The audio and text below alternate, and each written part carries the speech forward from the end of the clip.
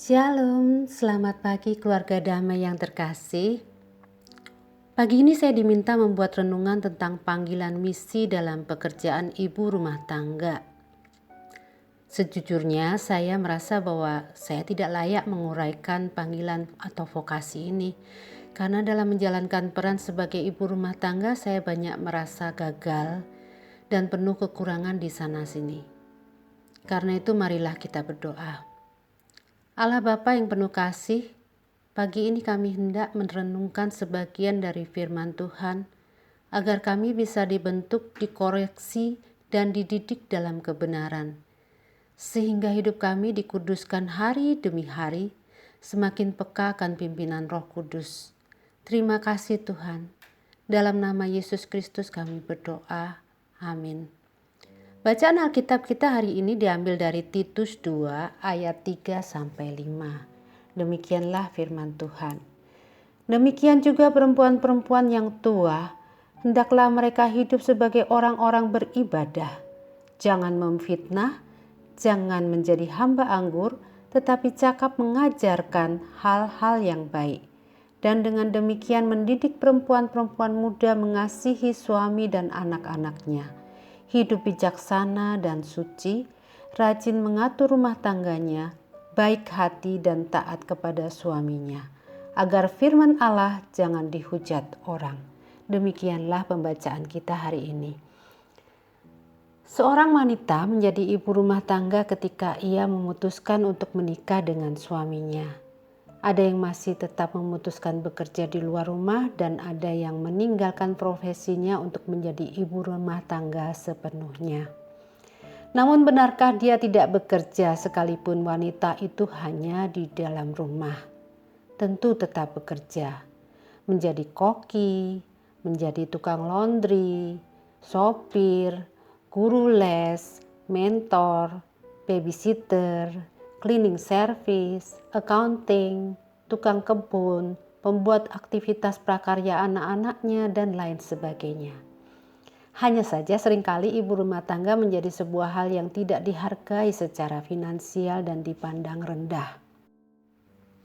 Tentu saja konsep dunia yang dipengaruhi keberdosaan manusia menyebabkan status ibu rumah tangga menjadi sangat rendah.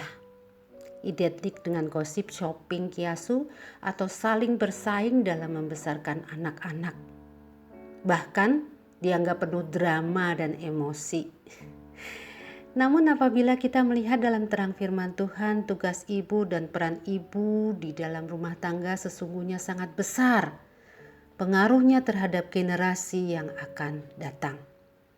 Sebagai ibu rumah tangga kita diutus Tuhan menjadi duta Allah atau ambasador yang mewakili pernyataan kasih Allah kepada seisi rumahnya. Yang pertama di bacaan kita tadi adalah hidup sebagai orang yang beribadah.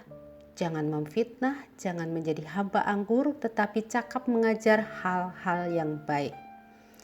Beribadah di sini melingkupi segenap hidupnya dengan ketaatan pada firman Tuhan, yaitu membawa seluruh keluarga untuk beribadah dalam doa, puji-pujian, perkataan, serta perbuatan. Bukan hanya membawa anak-anak ke gereja setiap sekali seminggu. Hal ini bukan perkara yang mudah. Dalam kelelahan seringkali perkataan ibu rumah tangga menjadi sinis, keras, dan menyakiti orang-orang serumah. Ketika jerih lelahnya tidak mendapat penghargaan atau apresiasi, ketika nasihat atau didikannya tidak dituruti, ketika anak-anak tak hentinya bertengkar atau membuat masalah, dan sudah tentu diakhiri dengan penyesalan dan berlinang air mata ketika kata-kata yang menusuk sudah terlanjur keluar dari bibirnya. Para wanita yang menjadi ibu rumah tangga seringkali tidak dibekali dengan training atau latihan untuk bereaksi dengan tepat. Apa yang dilihat dari kehidupan rumah tangga orang tuanya dulu menjadi patokan untuk bertindak.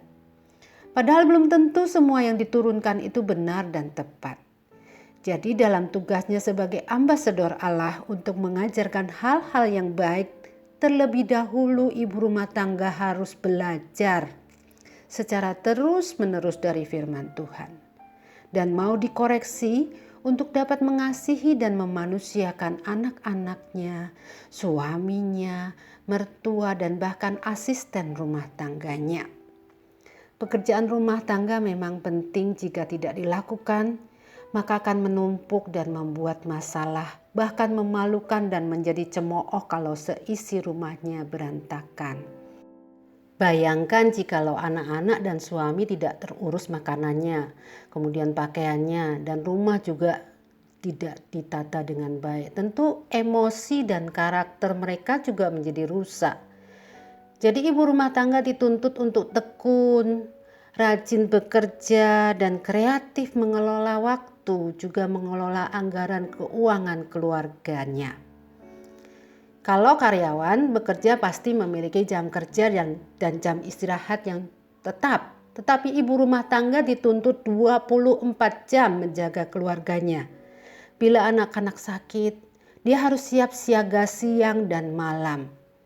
Di ayat 5 disebutkan ibu rumah tangga harus hidup bijaksana dan suci, rajin mengatur rumah tangganya, baik hati, dan taat kepada suaminya agar firman Allah jangan dihujat orang. Dalam hal ini ibu rumah tangga dituntut untuk memuliakan Tuhan tidak hanya dengan tangannya yang terus-menerus bekerja, tetapi juga dengan kata-kata dan sikapnya. Sebagai ambasador Allah, ibu rumah tangga bertanggung jawab menjaga relasi dirinya dengan Tuhan. Juga anak-anak, orang tua, dan suaminya dengan Tuhan. Sehingga Allah dengan leluasa bekerja di dalam rumahnya. Selain itu dia juga menjaga relasi dengan keluarga besar, menjaga relasi antar tetangga dan teman-temannya. Sebagai ambasador Allah, ibu rumah tangga harus memperhatikan kata-katanya. Apakah itu membangun atau malah merusak sesuatu? Apakah waktunya tepat atau tidak tepat? Apakah kata-katanya merekatkan, mendamaikan, atau justru mencerai-beraikan? Dia dapat bereaksi dengan tepat dan sopan. Saya ingin mengutip perkataan Paulus bahwa dia berkata-kata bukan dari dirinya sendiri, melainkan dari Tuhan karena dia hanya sebagai utusan Tuhan. Karena itu dia tahan menderita walau banyak mencucurkan air mata, namun dia tidak lalai menjalankan tugasnya sebagai ambasador Allah. Bapak, Ibu, Saudara yang terkasih, apakah ada yang sanggup melakukan semua hal itu secara benar? Berkali-kali saya gagal, menyesal, tetapi terus-menerus melakukan kesalahan yang sama. Puji Tuhan, saya punya Tuhan yang mengasihi dan mau menolong saya. Asalkan saya bergantung dan minta setiap saat dipimpin oleh Roh Kudus, juga memohon kepekaan agar dapat memilah saat yang tepat untuk berbicara atau menahan diri. Dan bukan hanya menuruti emosi atau keinginan saya sendiri. Kepada ibu-ibu rumah tangga yang terkasih, tetap semangat ya. Dan selalu ingat bahwa kita ini ambasadornya Allah. Mari kita berdoa. Allah Bapa yang penuh kasih, kami ini lemah dan terbatas. Karena itu kami mohon kekuatan dan pertolongan Tuhan agar kami dapat menjalankan vokasi kami sebagai ambasador Allah di tengah keluarga, di tengah lingkungan masyarakat dan negara. Tolonglah kami untuk senantiasa peka akan pimpinan Tuhan. Dalam nama Yesus Kristus kami berdoa. Amin.